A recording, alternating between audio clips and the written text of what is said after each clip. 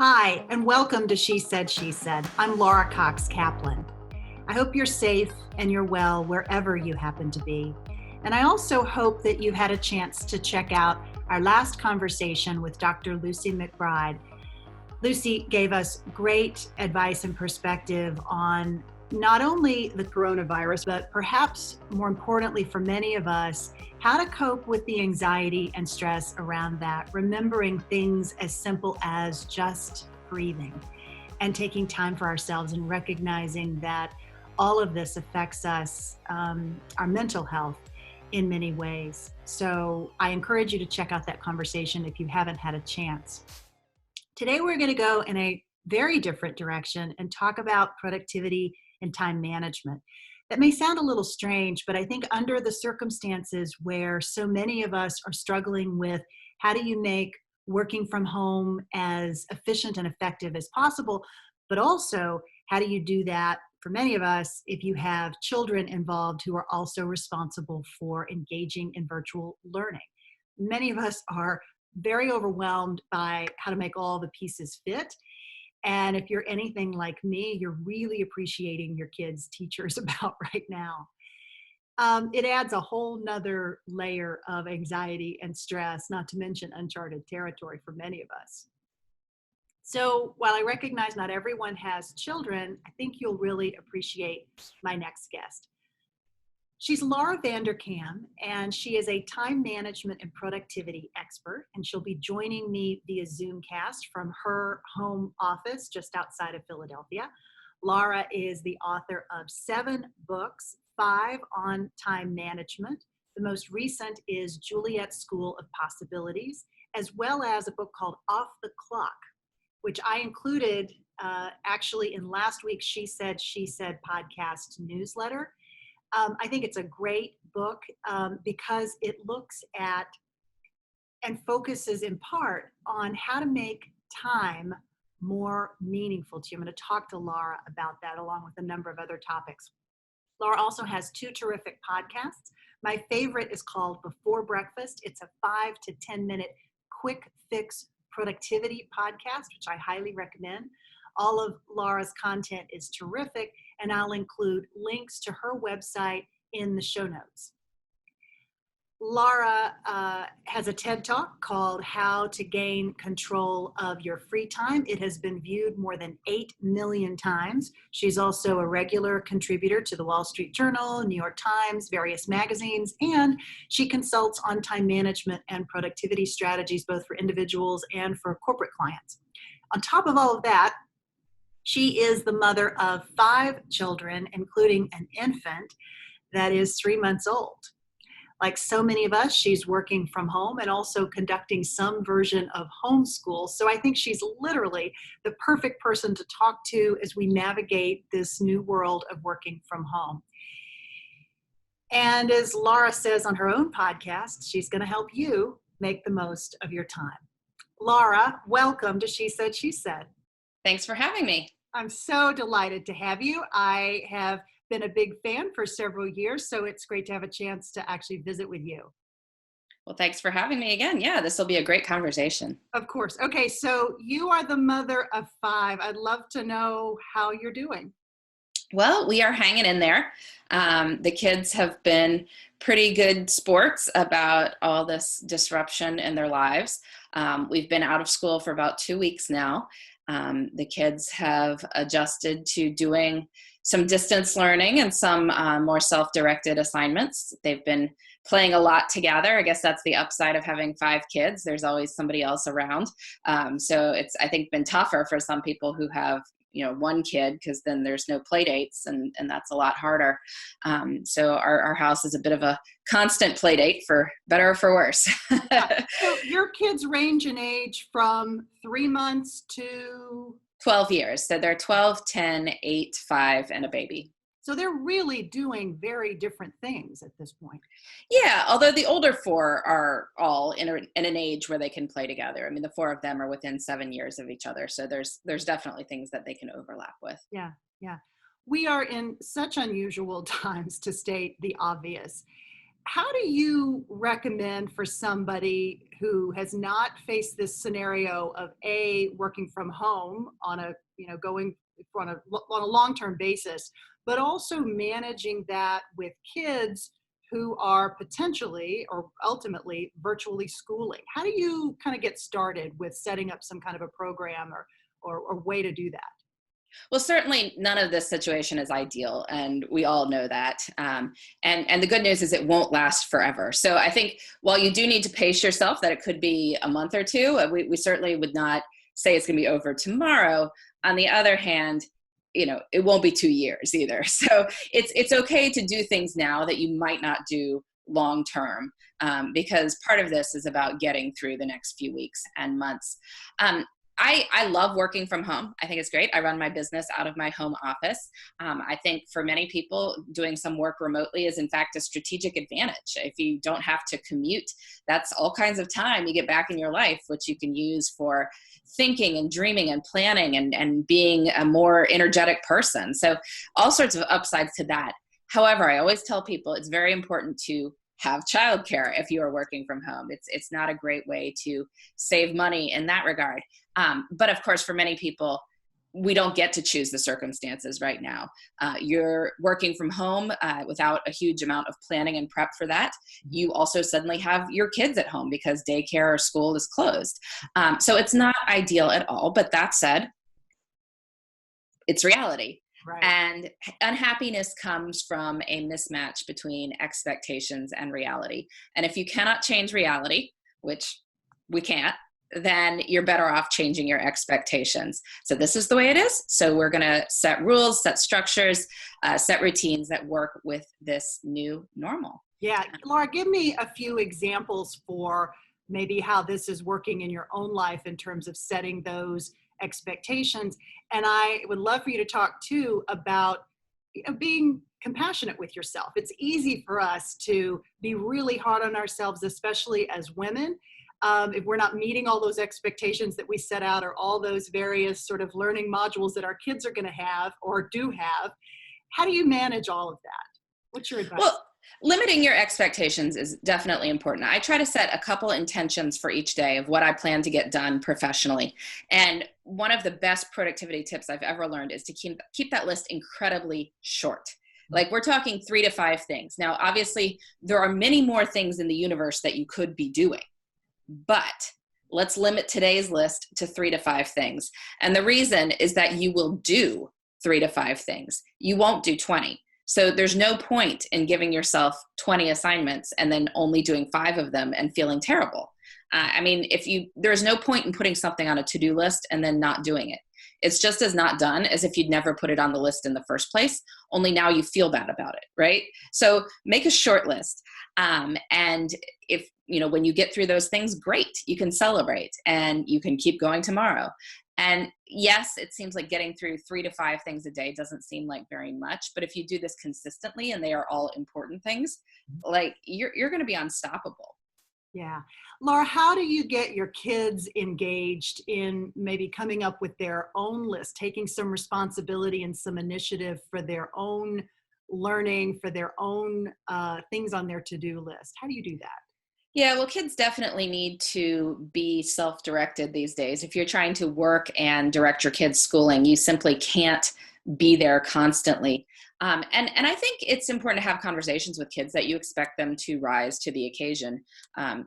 You already did 5th grade. The assignment is not about you learning the stuff from 5th grade. It's about the child learning the stuff from 5th grade. And so you can be a resource for specific questions, but in general, Mom, help me with my math is not the right question for a kid to be asking. And you can have these conversations. You can talk about that. What we've been doing in our household is creating a checklist for each kid for the day of the things that they need to do, which includes some silent reading, includes the assignments that their teachers have given them for distance learning, includes instrument practice, and maybe another project of some sort. We generally say that they need to be up and dressed by about 9 o'clock. They need to finish with their assignments roughly by lunch. If it goes a little past, that's okay, but they're still responsible for doing them. And so having that rough timeline, give some structure to the day, and then the afternoon can be used more for quiet time, for outdoor play and things like that. Yeah, yeah. How do you manage? I've heard from several moms who are listeners about sort of knowing when their kids are particularly anxious, especially in this environment, and striking the right balance between helping their kids get things done, but also recognizing that we're in such an unusual place that kids are, some of them, especially younger ones, maybe internalizing what's going on in a way that they're not able to express. Is that something that you've had any experience with or thoughts on? Well, yes. I mean, this is difficult for everyone in the sense that we haven't been through this before, and kids can pick up on that, especially if their parents are anxious. So I think one of the best things you can do is realize that, particularly if you have young kids, they may not remember all the details of people's obsession of how many masks a hospital in Kansas happens to have and other things that we're all reading the headlines about. But they will pick up on how you handled it, and whether you treated this time as an opportunity to spend a little bit more time together, to get to know each other as a family, or whether you were just a anxious mess. So I think try to do the work on yourself, and then the kids will pick up on that. You can still do some things that are the same as you would at other times. Friends that they would have been seeing regularly, maybe you can do FaceTime with, or Skype or Zoom with them. If you normally read stories before bed, please keep doing that, right? If you, had any other rituals that normally happen, try to keep doing those too. And the goal, and this is really, one of the things I've been talking about with my husband, is that we want them to look back on this time as more of an adventure than as a time of anxiety. And so if we can convey that, then that will be our gift to them. Yeah. That's a great point, and it's a great segue. I wanted you to talk for a moment about your book, Off the Clock. I was struck as I was reading it, and I've been reading it in this environment over the course of the last couple of weeks, that the advice in the book is so spot on for what we're dealing with now in terms of getting as much true value from the time that you're spending together as possible. I'd love for you to talk a little bit about that and this notion of being very mindful of your time and making it memorable. Yeah, well, time keeps passing whether you think about how you're spending it or not. And that is true for time in the middle of a pandemic as it is for anything else. And so, given that we will eventually be on the other side of it, I think it's worth asking yourself, well, how do I want to look back on this time? As I am telling the story of this time 3 years from now, 5 years from now, 25 years from now, when your grandkids are asking you, like, Grandma, what did you do during COVID-19? What are you going to tell them? Like, what is the story of this time going to be? And when you think about that narrative, which you can actually write now, it helps you be more mindful of the time and think about how you want to plan your days, and think about how you want to structure your days, and think about how any changes you want to make going forward, how you might view this time as an opportunity. Yeah, I mean, this is part of what I find so difficult about the whole experience, is that there are moments that truly feel like such a gift. We are together as a family, and not everyone has that luxury or is as blessed, and I recognize that. But at the same time, I feel some guilt if I'm enjoying this for a moment, then I immediately begin to think about people who are less fortunate.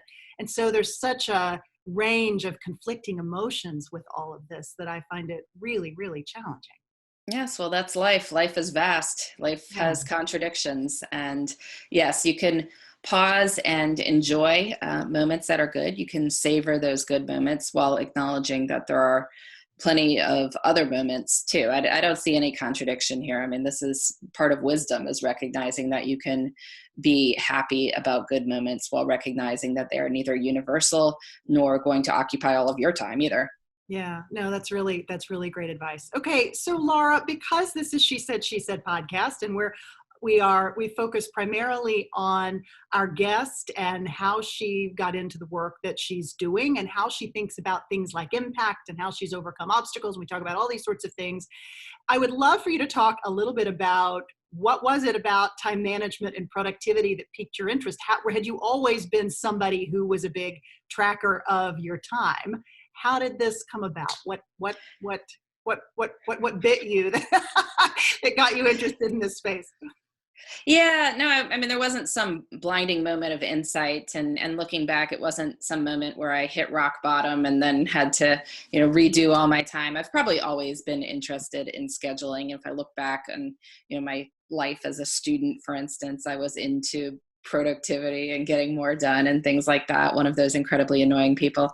I had a realization 10, 12 years ago now that the really cool thing about time is that we all have the exact same amount of it. We all have 24 hours a day. We all have 168 hours in a week. And so when you find these people who are doing amazing things professionally, and then you talk to them and you realize they are also doing very cool things in their personal lives, they're raising happy families, they're involved in their communities, whatever sort of athletic endeavor they're doing, these people do not have any more time than the rest of us. I'm not saying they don't have other things going for them. They may be smarter, richer, better looking than the rest of us, but they don't have more time. And so I think we can learn a lot by studying how they spend those same 24 hours a day that all of us have. And so I decided to start studying the schedules of people who were doing a lot with their time, both professionally and personally, to see what I could learn and to see what I could share with other people as well. Yeah. What was the biggest takeaway that you pulled from that exercise? Well, we talked about intentionality, about being mindful of where the time goes. And it is so easy to spend time mindlessly because it keeps passing, whether you think about where it's going or not. And that makes it different from something like money. It makes it different from something like food tracking, people who can write down what they eat and the calories they consume. Like you have to make a choice to put something in your mouth. And in general, when you're spending money, you don't have a rent payment that you are unaware of. There is more active choice in that. Whereas it's going to be 2 p.m. Tuesday on 2 p.m. Tuesday, no matter what you do, the time will keep going. And so that makes it more difficult to get a grasp on it. But the people who spend time well build in moments where they pause and look at life and say, how am I spending my time? Am I happy with this? If I'm not, what am I going to do about it? What would I like to do more of with my time? What would I like to do less of with my time? And if you build in these moments of mindfulness and reflection, you can do amazing things with the 24 hours we all have each day. Yeah. Now, do you still track every half an hour? I know that's been a practice of yours for some time, and that's something you started doing a few years ago, right? Yeah, it's been almost 5 years now. I started tracking time in April of 2015. So I do, in fact, know how I've spent every half hour since April of 2015. I am not going to sit here and bore your listeners with a recitation of it, but it's been a good experience for me. It doesn't take much time. It just takes me a few minutes a day to do. So it's similar to keeping a journal. Yeah. I tend not to add it up and analyze it in that way much anymore. I did for the first year. And then once I had pretty good broad parameter of where my time went, I didn't find it as useful to do the calculations over and over. But at this point, it functions more as a record. This is where my time went. And I can look back on a week and sort of cement the memories or pull up a week from, April 2017. Like, what was I doing in April of 2017? Well, I can tell you. And when I look at it, I can remember. And memory is not that good. I mean, human memory is very fallible. It's, we tell ourselves all sorts of stories of the way things went down that they may not have happened. But this record is complete of exactly what Laura did in that week of April 2017. Yeah. And so it's there. I feel like time has been more rich and full because I'm able to conjure these things back up. Has it changed at all how you work going forward by knowing where you've been spending your time on every sort of half hour increments? It's definitely helped with planning my time and how I plan my weeks. one thing a lot of people discover when they track time is that they aren't working as many hours as they think they do. And this isn't about playing gotcha. It's more to recognize that if I know I'm working 40 hours instead of 50 hours, well, then I can be more careful about planning those 40 hours instead of assuming there are 10 extra hours somewhere that aren't there. Mm-hmm. Laura, I know you consult with a lot of organizations and with individuals on strategies for productivity and also around helping organizations adapt to an environment that allows for more workers to work from home. Talk a little bit about some of the most common challenges that you hear in maybe the corporate world and how you counter those. Because right now, people don't have a choice. If you have a job, you're probably working from home, right? So how can you make sure that you're managing the culture, at least over what hopefully is a short period of time, but how do you stay connected? How do you manage the culture? What's your advice for that? Well, the silver lining in all this is people have realized that yes, in fact, you can work from home. And I have had people, tell me in the past, like, oh, that remote work, that's very interesting. Of course, it would never work for us. I'm like, yeah, well, now we found out it will work for you. If your choice is your business disbanding or letting people work from home, like you'll work from home. And places have kept going. They've realized that whatever it was that they were doing in person can, in fact, mostly happen remotely too. I think one of the key things people have to get their heads around is you can't manage by sort of looking to see that people are in their desks. And that is a ridiculous way to manage anyway. Like, who cares if somebody's in their desk? They may be, reading headlines. You don't know that they're working by the fact that they're sitting in their desk. But if people haven't thought about it, they're in the mindset like, well, as long as somebody's in their desk from 9 to 5, then they've put in a good day. Well, you can't think that way anymore. You have to say, well, what tasks do I want my people working on any given day? Let's make sure they know that what those tasks are. Let's make sure I know what those tasks are. Let's make sure those tasks are accomplished. People say, well, it's only, I don't want to only say you have 4 tasks. I want to know that you're using this extra time to think up stuff. Well, people who are engaged employees, they will come up with these open-ended projects for them to think of. They will say, okay, one of the things I want to accomplish today is spend an hour thinking about what if scenarios for our business. Or, I want to spend an hour thinking about if we were going to bring in another person, what we would want that person to do. Like, these are the sorts of things that people will come up with if you give them permission to propose things like that. So you just have to learn to manage in an entirely different way by task rather than time. Yeah. But that's so much more efficient anyway. Yeah, absolutely. How about as it relates to more creative pursuits? It can be difficult to say to yourself, and I consider what I do now to be much more of a creative pursuit than what I did when I was in a corporate job or in a government job. There was creativity in those jobs, of course, but much more so now, and it's much more self-directed. So saying to myself, okay, I'm going to write this blog in X amount of time, or I'm going to do ideation in X amount of time. Like, sometimes you feel more creatively than other times. So how do you manage for that? How do you manage for creativity that sometimes is there and sometimes is not?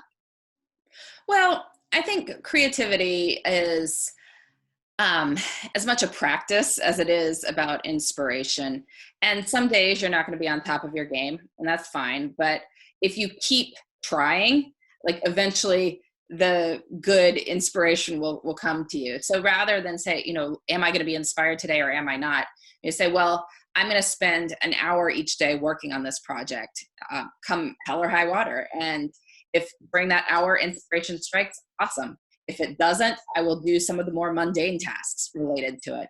But by having that discipline, you are there and available when the good ideas do come to you. Yeah, absolutely. Laura, because you spend your time with other people and helping them to use their time as effectively and efficiently as possible and get as much out of it as they can, what does impact for you mean in your work? How do you think about that concept of impact?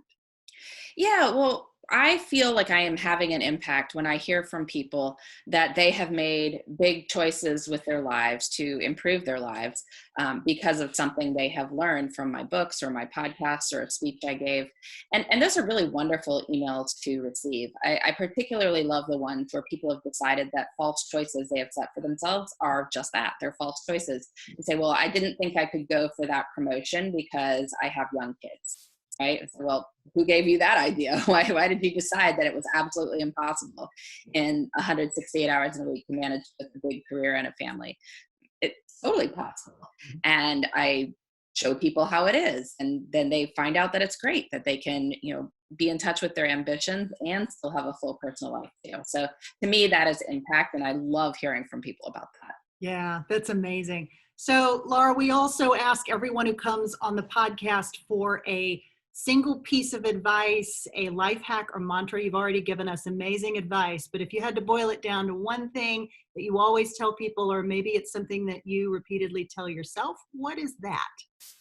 Well, one of my favorite phrases is whenever you say to yourself or somebody says to you, I don't have time to do X, Y, or Z, what they really mean is X, Y, or Z is not a priority for me, right? It's not a priority. I don't have time really means it's not a priority.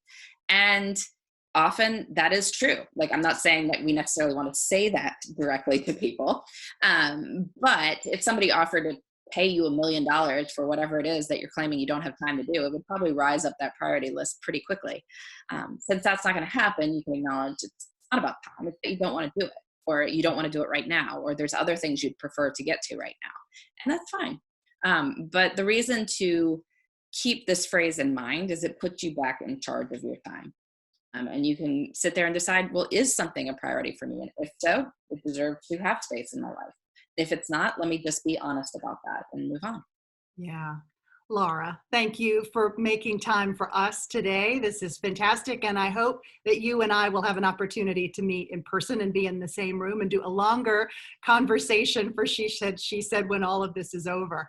Yes, when we're not social distancing anymore. Exactly. So we will include links to your website and to your terrific books and to the podcasts that you do. You get a ton done in every single day. And we so thank you for spending some time with us today. Thanks for having me. Thanks so much for listening and for watching. To learn more about Laura Vanderkam, please check out our website at www.shesaidshesaidpodcast.com.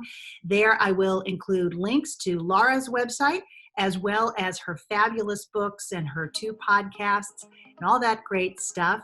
All terrific resources for you as you think about how to navigate this interesting time and to use your time as efficiently and meaningfully as you possibly can. I hope you found this conversation helpful and useful. And I also hope you'll send me some feedback. I'd love to know what topics would be helpful to you right now or in the future. As always, thanks so much for being with us, for listening, and for watching. Take care. Be safe.